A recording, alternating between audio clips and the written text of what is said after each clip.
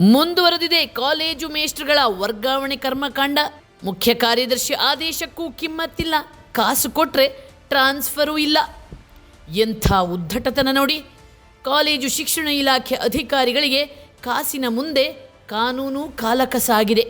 ಹೌದು, ರಾಜ್ಯ ಸರ್ಕಾರಿ ಪ್ರಥಮ ದರ್ಜೆ ಕಾಲೇಜು ಪ್ರಾಧ್ಯಾಪಕರ ವರ್ಗಾವಣೆ ಪ್ರಕ್ರಿಯೆಯನ್ನು ತಕ್ಷಣದಿಂದಲೇ ನಿಲ್ಲಿಸುವಂತೆ ಸರ್ಕಾರದ ಮುಖ್ಯ ಕಾರ್ಯದರ್ಶಿ ಡಾಕ್ಟರ್ ಶಾಲಿನಿ ರಜನೀಶ್ ಅವರು ಸೂಚನೆ ನೀಡಿದರೂ ಕೂಡ ಅದಕ್ಕೆ ಕ್ಯಾರೆ ಅಂತಿಲ್ಲ ಕಾಲೇಜು ಶಿಕ್ಷಣ ಇಲಾಖೆ ಉಪ ಕಾರ್ಯದರ್ಶಿ ದಯಾನಂದ್ ಎಂ, ಕಾರ್ಯದರ್ಶಿ ತುಳಸಿ, ಸಿಎಒ ಶೋಭಾ ಟಿಆರ್ ಹಾಗೂ ಕಮಿಷನರ್ ಗೋಪಾಲಕೃಷ್ಣ. ಕಾಲೇಜು ಶಿಕ್ಷಕರ ವರ್ಗಾವಣೆ ಪ್ರಕ್ರಿಯೆಯಲ್ಲಿ ಕಾನೂನು ಉಲ್ಲಂಘನೆ ಆಗ್ತಿದೆ. ನ್ಯಾಯಾಲಯದ ಆದೇಶವನ್ನು ಧಿಕ್ಕರಿಸಲಾಗ್ತಿದೆ. ಅಷ್ಟು ಮಾತ್ರ ಅಲ್ಲ, ರಾಜ್ಯ ಸರ್ಕಾರವೇ ವರ್ಗಾವಣೆಯನ್ನು ಜುಲೈ 15ನೇ ತಾರೀಕಿನೊಳಗೆ ಮುಗಿಸಲು ಕಾಲಾವಕಾಶ ನೀಡಿದರೂ ಕೂಡ ಲಂಚ ತಿಂದ ಭ್ರಷ್ಟ ಅಧಿಕಾರಿಗಳು ತರಾತುರಿಯಲ್ಲಿ ಇಂದು ಬೆಳಿಗ್ಗೆ 9 ಗಂಟೆಯಿಂದಲೇ ಡಾಕ್ಟರ್ ಶ್ರೀಕಾಂತ್ ಆರ್ ಸೇರಿ ಇತರ ಅಧಿಕಾರಿಗಳು ಕೌನ್ಸಿಲಿಂಗ್ ಮಾಡ್ತಿದ್ದಾರೆ.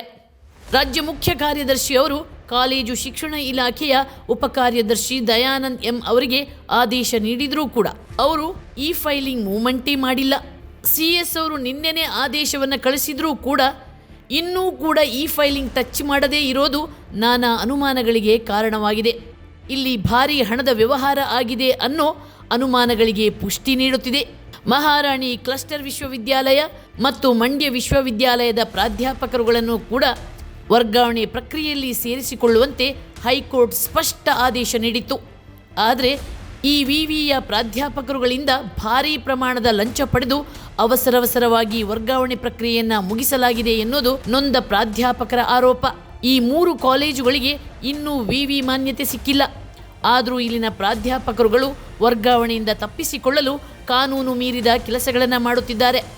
ಇದೇ ರೀತಿ ಹಲವು ವರ್ಷಗಳಿಂದ ಈ ಪ್ರಾಧ್ಯಾಪಕರು ವರ್ಗಾವಣೆಯಿಂದ ತಪ್ಪಿಸಿಕೊಂಡು ಉಳಿದ ಶಿಕ್ಷಕರಿಗೆ ಅನ್ಯಾಯ ಮಾಡಿ ಬೆಂಗಳೂರು ನಗರದಲ್ಲೇ ಕಾರ್ಯನಿರ್ವಹಿಸುತ್ತಿದ್ದಾರೆ. ಪ್ರಶ್ನೆ ಕೇಳಿದರೆ ನನಗೆ ಗೊತ್ತೇ ಇಲ್ಲ ಎಂದರು ಉಪ ಕಾರ್ಯದರ್ಶಿ ದಯಾನಂದ್.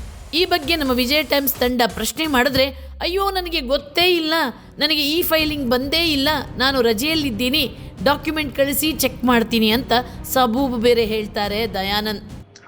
ಹಲೋ ಸರ್, ದಯಾನಂದ್ ಅವರಲ್ವ ಮಾತಾಡ್ತಿರೋದು? ಹೌದು ಮ್ಯಾಮ್, ಹೇಳಿ. ಇವರು ಶಾಲಿನಿ ರಜನೀಶ್ ಅವರು ನಿಮಗೆ ಆದೇಶ ಕೊಟ್ಟಿದ್ರಲ್ವಾ? ಇಲ್ಲ, ಗೊತ್ತಿಲ್ವಲ್ಲ ಮೇಡಮ್ ಅದ್ರ ಬಗ್ಗೆ ನನಗೆ. ಇಲ್ಲ ಸರ್, ನಿನ್ನೆ ಕಳಿಸಿದಾರಲ್ವಾ ವರ್ಗಾವಣೆ ಮಾಡಿಕೊಡಿ. ನಿಮ್ದ ಯಾವ್ದೋ ಒಂದು ಸುದ್ದಿ ನೋಡಿದೆ ರಾತ್ರಿ 7:30 ಗಂಟೆ. ಅಧಿಕೃತವಾಗಿ ನಮ್ಗೇನು ಕಮ್ಯುನಿಕೇಟ್ ಆಗಿಲ್ವಲ್ಲ CS ಆಫೀಸಿಂದ? ಇಲ್ಲ ಸರ್, ಆದೇಶ ಕೊಟ್ಟಿದ್ದಾರೆ. ಏನ್ ಆದೇಶ ಕೊಟ್ಟಿದ್ದಾರೆ ಮೇಡಮ್? ವರ್ಗಾವಣೆ ಮಾಡಬಾರ್ದು ಅಂತ. ಗೊತ್ತಿಲ್ವಲ್ಲ ಮೇಡಮ್, ಯಾರಿಗೆ ಕೊಟ್ಟಿದ್ದಾರೆ? ಇಲ್ಲ, ಕೊಟ್ಟಿದ್ದಾರೆ, ನನಗಂತೂ ಕಮ್ಯುನಿಕೇಟ್ ಆಗಿಲ್ಲ ಮೇಡಮ್. ಆಫೀಸ್ ಹೋಗಿಲ್ಲ ಇವತ್ತು. ಇದೆಲ್ಲ ನೋಡ್ತಾ ಇದ್ರೆ ಅಧಿಕಾರಿಗಳೇನೋ ಕೆಲಸ ಮಾಡ್ತಿದ್ದಾರಾ ಅಥವಾ ಲಂಚದ ಹೇಸಿಗೆ ತಿಂದು ನ್ಯಾಯಾಲಯಕ್ಕೆ ಹಾಗೂ ತಮ್ಮ ಕೆಲಸಕ್ಕೆ ದ್ರೋಹ ಮಾಡ್ತಿದ್ದಾರಾ ಅಥವಾ ಲಂಚದ ಹೇಸಿಗೆ ತಿಂದು ನ್ಯಾಯಾಂಗಕ್ಕೆ ನಿಂದನೆ ಮಾಡ್ತಾ ಕೆಲಸಕ್ಕೆ ದ್ರೋಹ ಮಾಡ್ತಿದ್ದಾರಾ ಅನ್ನೋ ಅನುಮಾನ ಮೂಡದೇ ಇರದು. ಸೌಜನ್ಯ, ವಿಜಯ್ ಟೈಮ್ಸ್, ಬೆಂಗಳೂರು.